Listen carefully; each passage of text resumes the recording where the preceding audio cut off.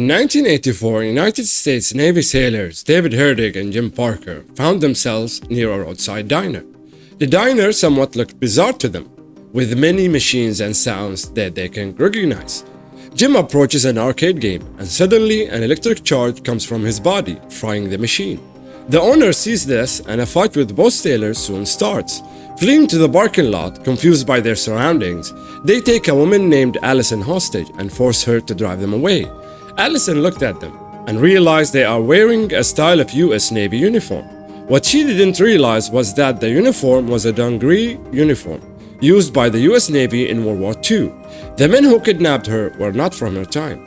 They came from 1943.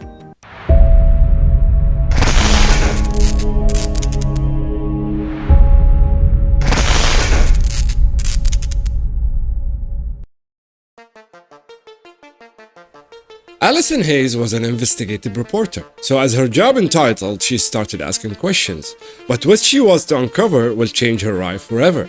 David Herdeg and Jim Parker were U.S. Navy sailors, stationed on the USS Eldridge docked in Philadelphia Naval Shipyard. Suddenly, she remembers that the USS Eldridge was a ship from the 1940s. She asked them what year do you think it was, and they answered 1943.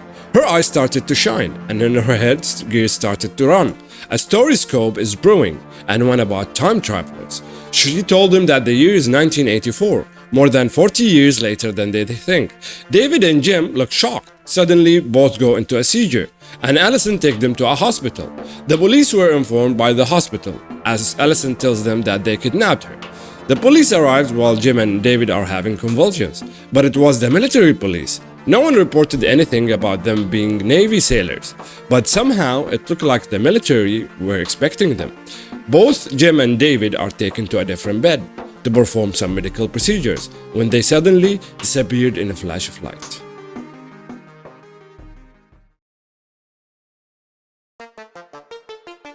David Herdeg and Jim Parker were U.S. Navy sailors stationed on USS Eldridge, a Cannon-class destroyer. That ship in particular was commissioned in the summer of 1943 during World War II, because 2 years after the US entered the war, American destroyers were being decimated by the infamous German U-boat submarines and German mines, and that were making combat and commerce dangerous enterprises. The US Navy knew something had to be done. A few months later, on October 28, 1943, the US Eldridge was docked in the Philadelphia Naval Shipyard. And the Eldridge was a vessel that was equipped with several large generators as a part of a top-secret mission to win the Battle of the Atlantic once and for all.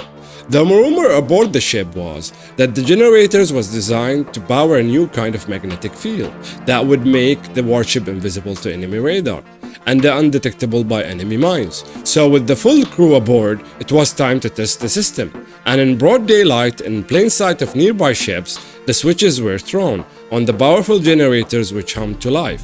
What happened next was unexpected, and it would baffle scientists and fuel decades of speculation.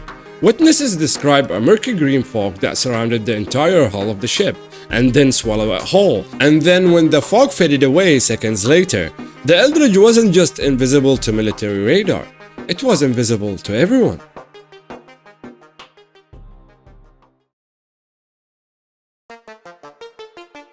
After the USS Eldridge vanished, it mysteriously reappeared in Norfolk, Virginia, about 250 miles away.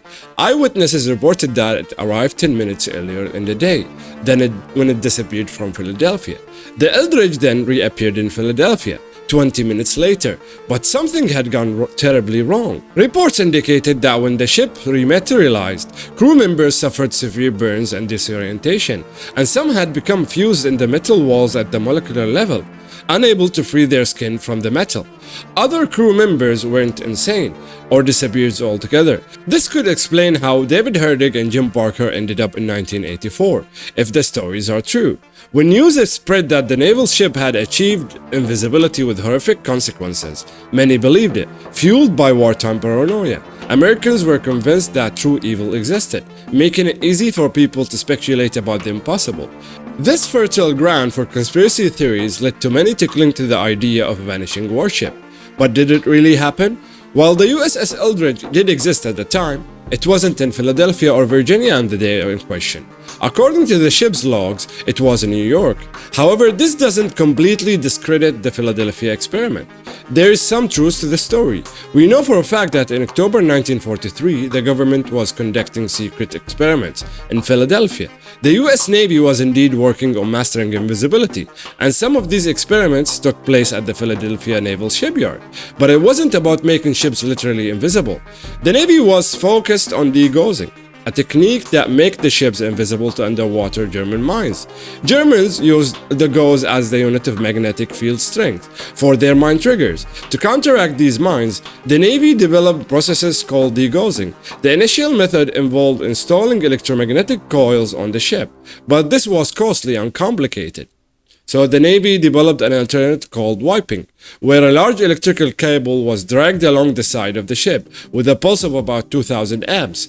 This process altered or muted the ship's magnetic field, making it undetectable by mines. As ships travel through the Earth's magnetic field, they would slowly regain this field, necessitating regular degaussing, similar to routine oil changes.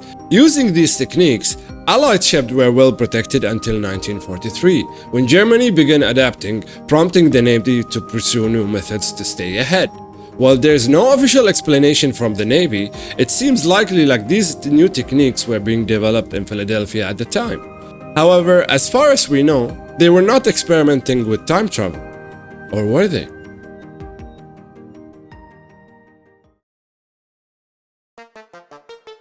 So how did the legend of the Philadelphia experiment originate? It all began in 1955, when Maurice Joseph received a mysterious letter. Joseph, who held a master's degree in astronomy, had recently published a book called The Case of the UFO, where he discussed unidentified flying objects and their potential propulsion methods. The book created quite a buzz, and it was written by a legitimate scientist who seemed open to the idea of aliens, encouraging Americans not to dismiss the concept outright. UFO enthusiasts loved the book, seeing it as validation that the idea of extraterrestrials was worth exploring. This book gave the community a sense of credibility, and a fan mail poured in, filled with stories of strange sightings, new theories, and grand ideas. Among these letters was one from a man named Carlos Allende, whose first letter to Jessup would spark a cascade of rumors, theories, and speculation that continues to fascinate believers in secret technologies and government cover-ups. In his letters, Allende claimed he had been on a merchant ship in October 1943 when the USS Eldridge docked nearby, vanished into a greenish cloud. According to Allende, the ship then reappeared in Virginia 10 minutes earlier in the time before returning to Philadelphia, with its crew fused to the steel bulkhead and those who survived driven insane. He also claimed to understand the science behind the incident, asserting that the Navy had realized Einstein's unified field theory, merging electromagnetism and gravity into a single field. Can Allende accounts be trusted? Probably not. It was later revealed that Carlos Allende was a pseudonym for Carl Allen, a man fascinated with UFOs, aliens, and Jessup's work.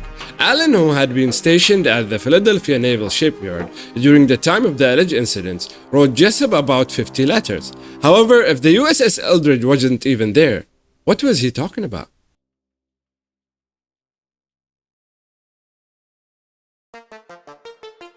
Allen's letter was downright bizarre, not only because of what he claimed to witness, but also due to his ramblings, almost nonsensical writing.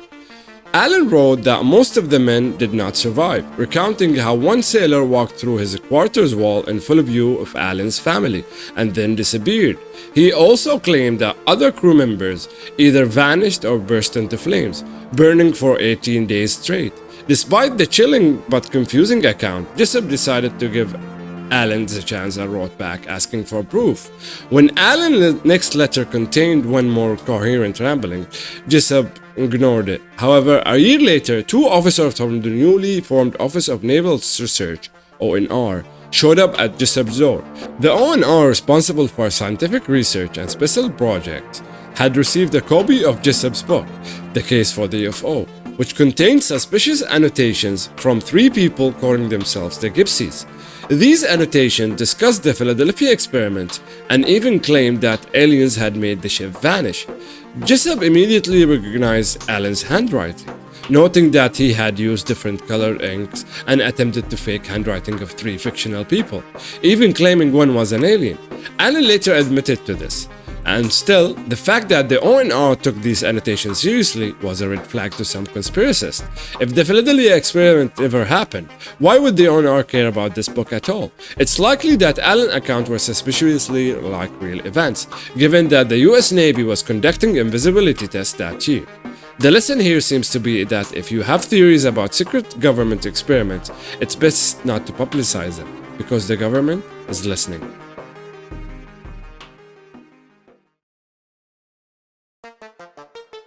While Allen continued to try to prove the reality of his claims, Morris Jessup faced a different problem. After the initial success of his first book, his career as a writer was faltering. His second book didn't sell well, and his third book was such a failure that his publisher dropped him. Desperate to reclaim some of his former fame, Jessup saw an opportunity in the Philadelphia experiment. He began obsessively researching Allen's claims, collecting any information and possible proof he could find. In 1958, Jessup gave his research to a friend, Ivan Sanderson, and ominously urged him to keep it safe, saying just in case something happens to me. On April 19, 1959, Jessup called his friend Manson Valentine, claiming he had made a breakthrough in his findings and wanted to meet the next day to share the news. However, on April 20th, Jessup was found dead in his car from carbon monoxide poisoning. A hose was connected to the exhaust pipe to fill the car with toxic gas, and washcloths were pressed into the windows to keep the fumes inside. The officials ruled it suicide. No autopsy was ever performed. Fueling speculations, Jessup's death was shrouded in mystery. Had he come too close to uncover something that led to his untimely demise? There are many theories about what happened to Jessup, which I'll link below. In the years and months leading up to his death, Jessup had been depressed. His book weren't selling. His wife had left him, and he had been in a serious car accident that left him with chronic pain. So it's possible that he took his own life. Still, it's unlikely that a military ship really vanished into a mysterious green fog. As intriguing as the idea may be, the real mystery lies within us. What does the Philadelphia experiment reveal about our willingness to believe in the unexplained? What does it say about our need for mystery and our inclination toward conspiracy theories? The unknown seems to hold a persistent power over humanity, as seen in the cases of Carl Allen, Morris Jessup, and countless others. The quest for answers can drive us to madness or worse. Fortunately, not on this channel. Anyways, that's what I could find about the whole Philadelphia experiment mystery. Thank you for watching. If you liked the video, please leave a thumbs up and share it. If you have any idea or mystery you'd like us to make an episode about, please write it in the comment below. This is Jeff, and this has been another episode of Mysteries Unraveled. See you in the next one.